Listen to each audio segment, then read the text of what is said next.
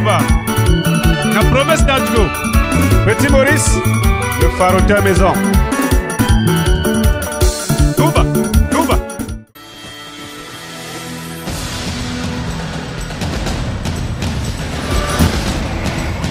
Vous savez, en réalité, nous sommes dans la continuité d'une action que nous avons commencée pendant la CAN.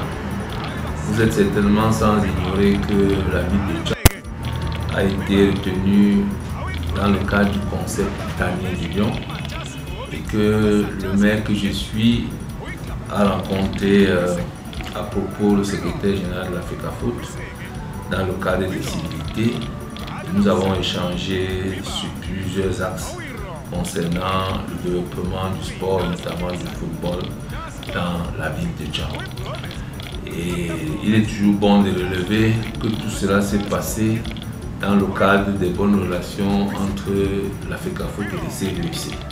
Parce que c'est de là que tout part. Et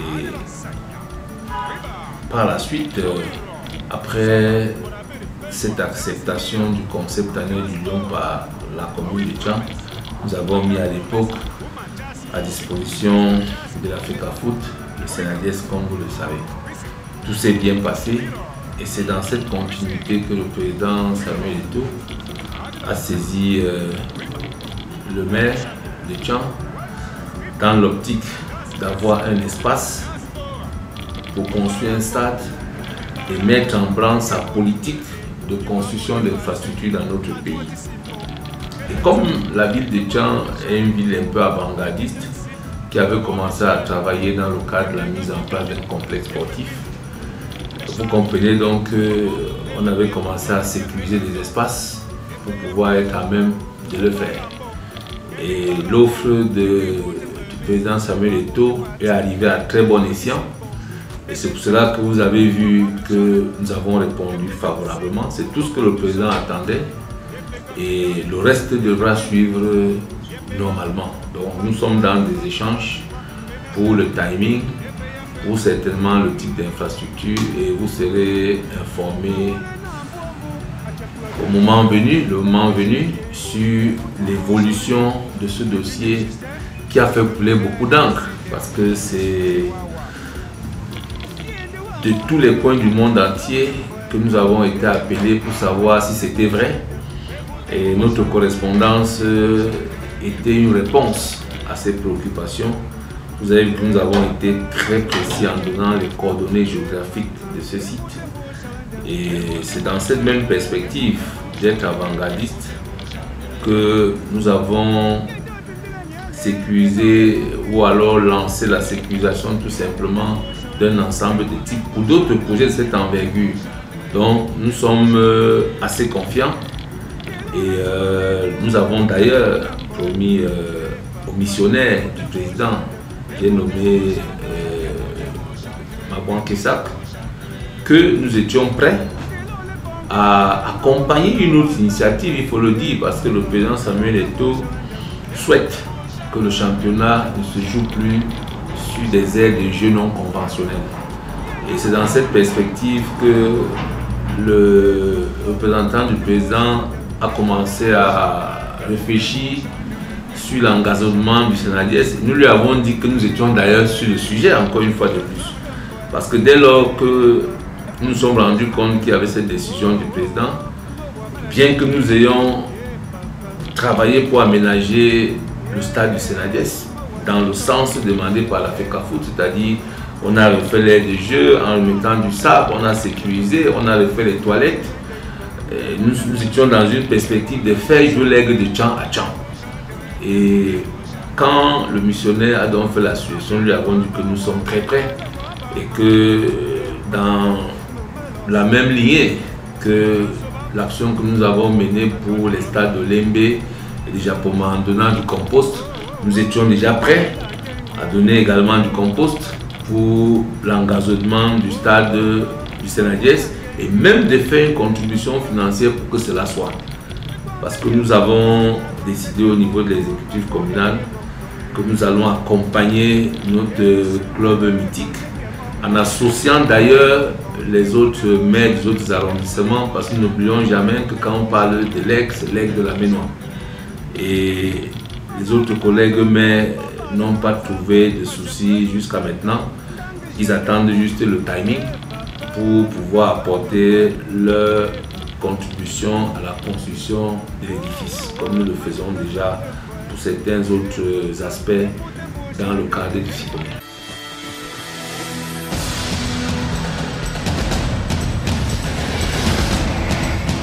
Peut-être que vous oubliez que c'est un site qui avait été choisi depuis très longtemps.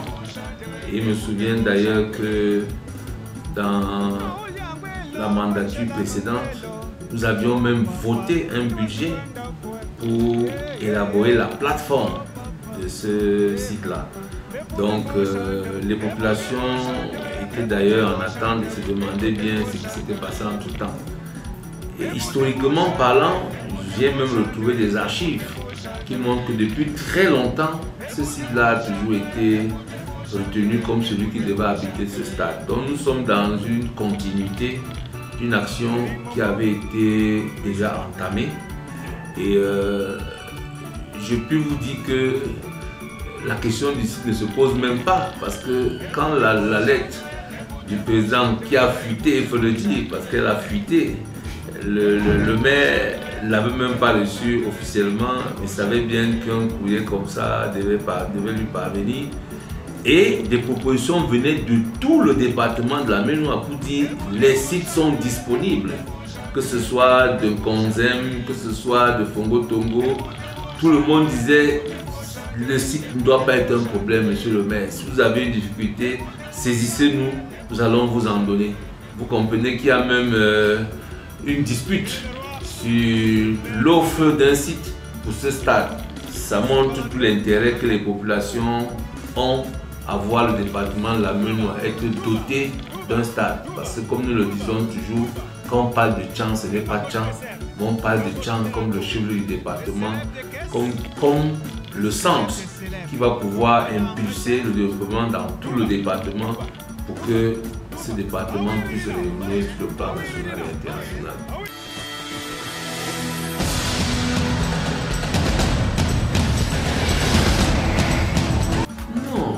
Sachez déjà que je vous ai dit que l'exécutif communal avait commencé à maturer la construction d'un complexe sportif. D'ailleurs, des partenaires qui s'y sont intéressés arriveront au Cameroun exactement le 14 mars. C'est pour vous dire que nous avons un timing très précis et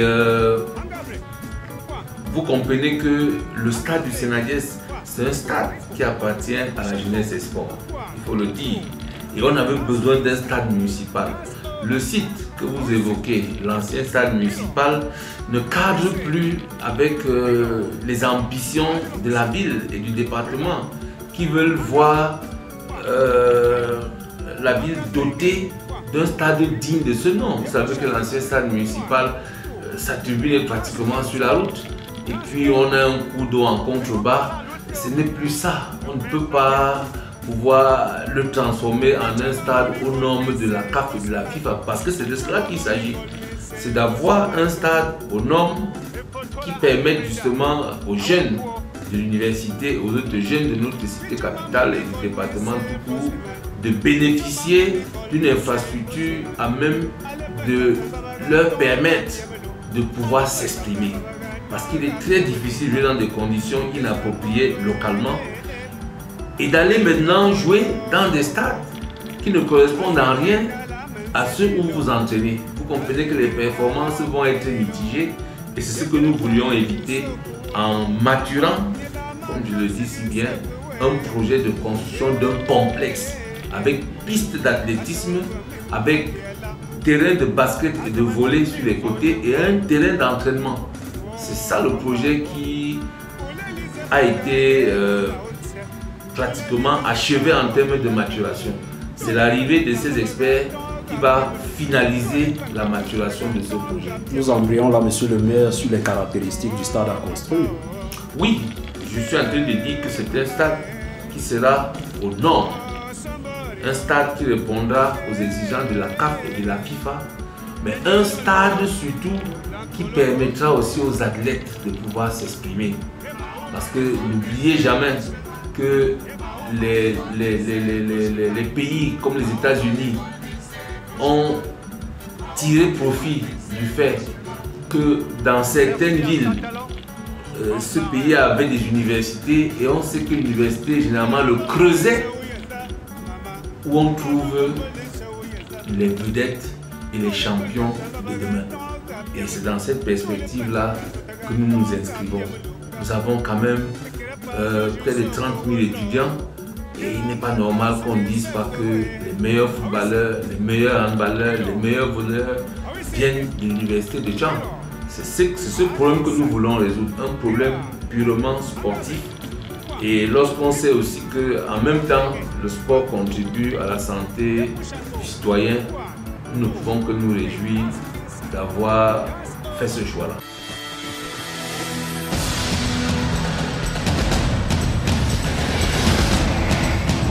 Vous savez, lorsqu'on parle de maturation d'un projet, n'oubliez jamais que ce n'est pas un don.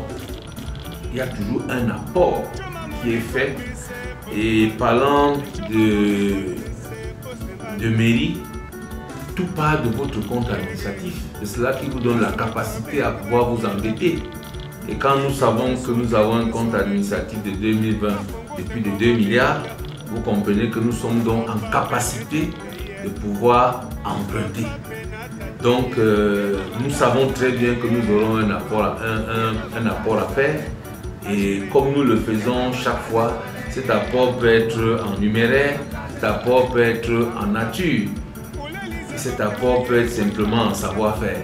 Et quand vous savez très bien qu'ici, nous avons ce fameux amendement biologique qu'on appelle le compost, c'est déjà une contribution assez consistante et la partie financière viendra simplement s'ajouter pour que nous puissions être au niveau exigé par le partenaire.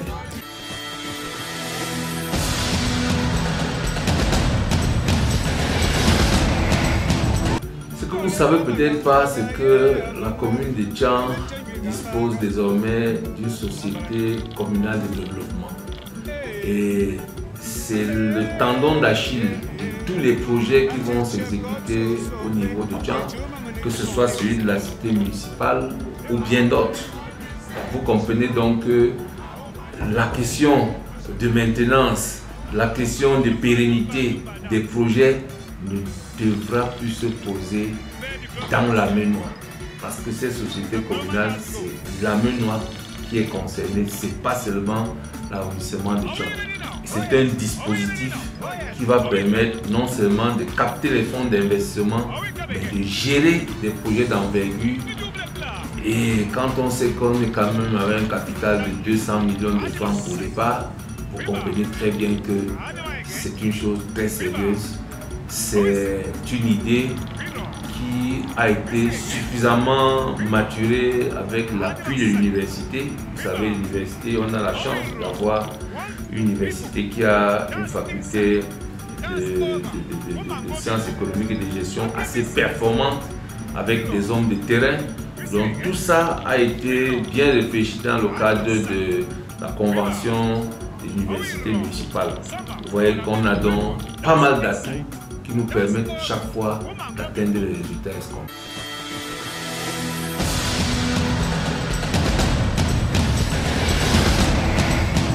Bon, vous savez, il y a d'abord un ensemble de choses qui doivent être mises en place. Vous serez informés au fur et à mesure que les données nous permettront de donner des indications assez précises. C'est aller par étapes. Il y a eu une sollicitation, il y a eu une réponse à une sollicitation. Donc la prochaine étape, c'est le type d'infrastructure qu'on va construire et comment ça sera échelonné pour pouvoir aboutir au résultat final. Vous serez informés en temps opportun. Mais déjà, la population de Tchang, celle de la Ménois également, peut déjà compter sur l'accompagnement de la mairie, qu'effectivement ce projet sera réalisé à Tchang.